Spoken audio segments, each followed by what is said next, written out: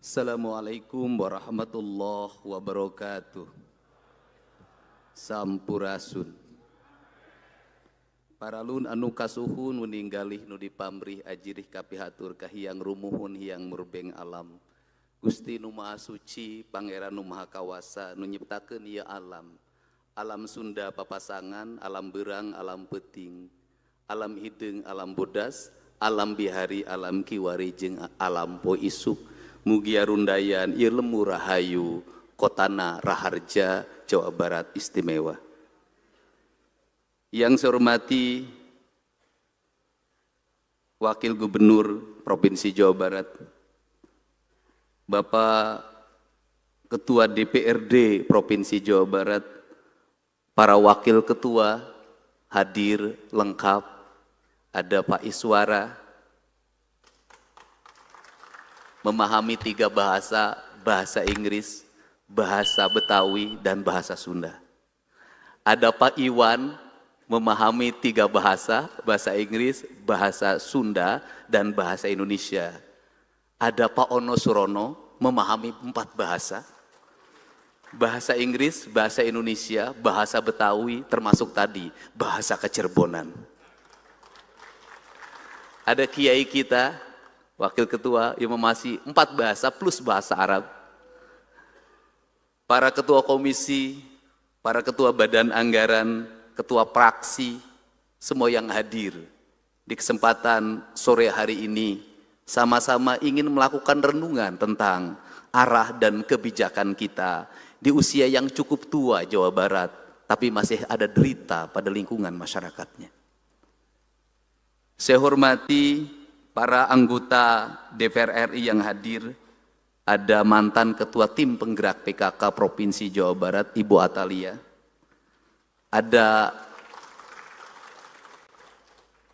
pemain film yang pura-pura bodoh, Oon, tapi hari ini kelihatan kepandaiannya, Teh Rike Diah Pitaloka. Kenapa bilang Galuh sangat keras?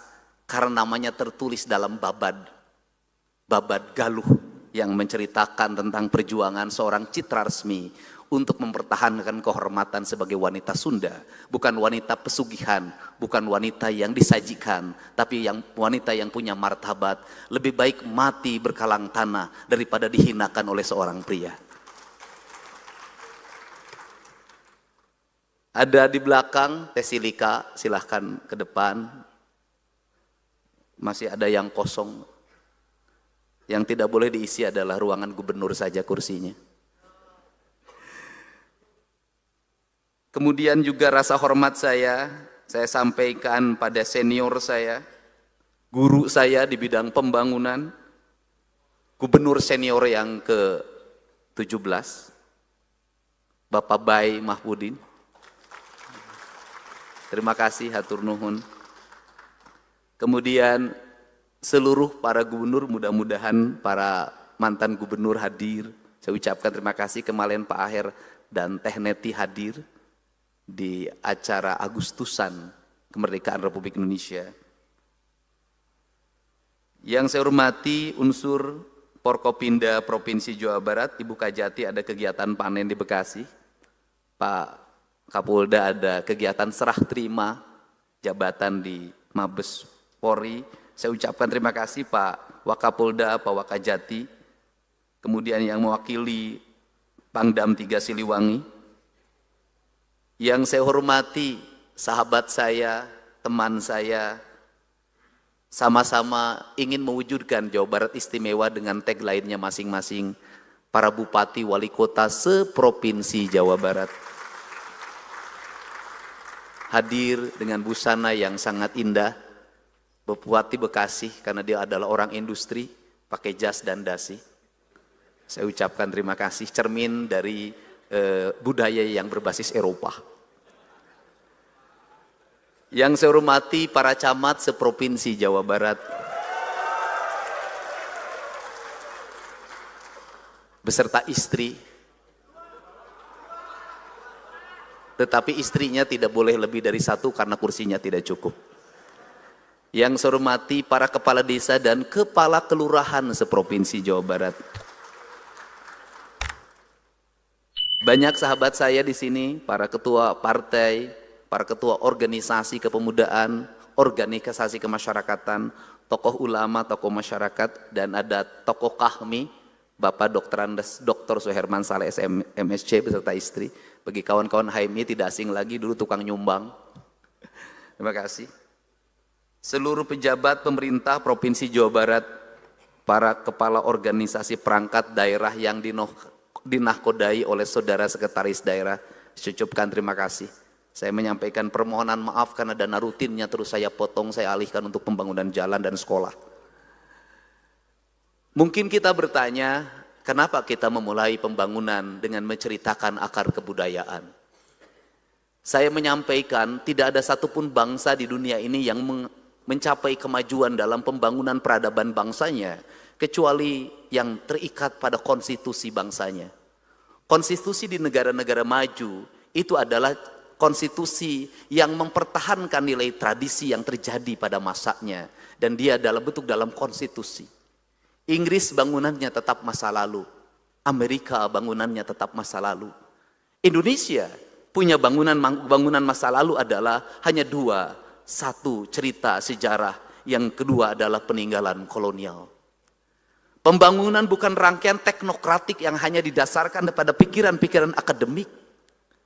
Pembangunan bukan kalimat-kalimat fakta yang ditulis dalam buku-buku peraturan daerah tentang anggaran belanja pembangunan daerah.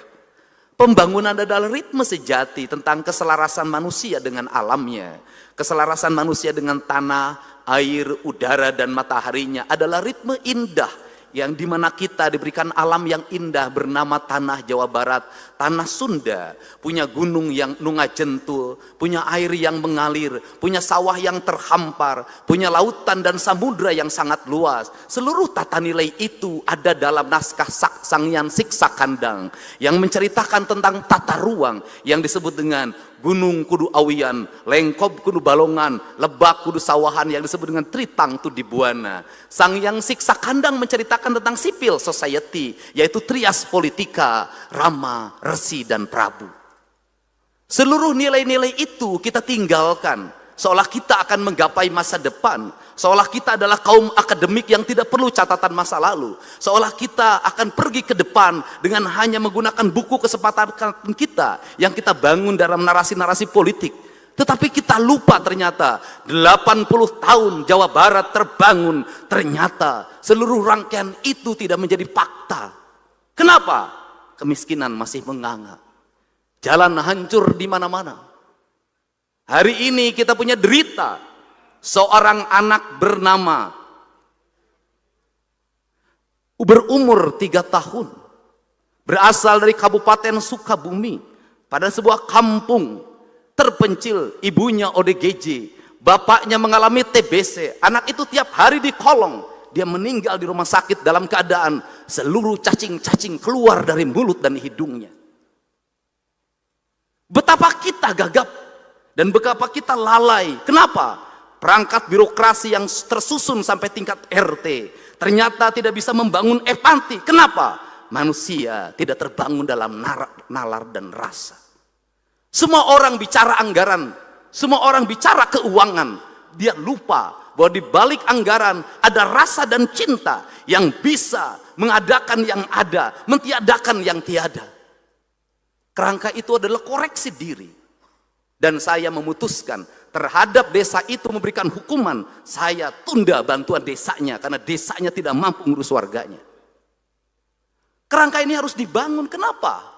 Kita bertugas mengemban amanah, titah dari Allah. Seluruh titah dari Allah harus kita pahami apa yang kita lihat dalam rangkaian peristiwa alam. Maka cerita Jawa Barat yang dulu bersama Banten pasti dimulai dari Tarumanegara. Tarumanegara menceritakan tentang apa? Tarumanegara menceritakan tentang kepemimpinan yang mengelola air. Kepemimpinan yang mampu mengelola sumber daya sungai yang mengelilingi daerah Bekasi yang diawali dari Bogor. Maka Tarumanegara menceritakan tentang peradaban air, di mana kepemimpinan mampu menguasai hulu sungai dan daerah aliran air, serta muara yang pada akhirnya bisa menguasai lautan utara.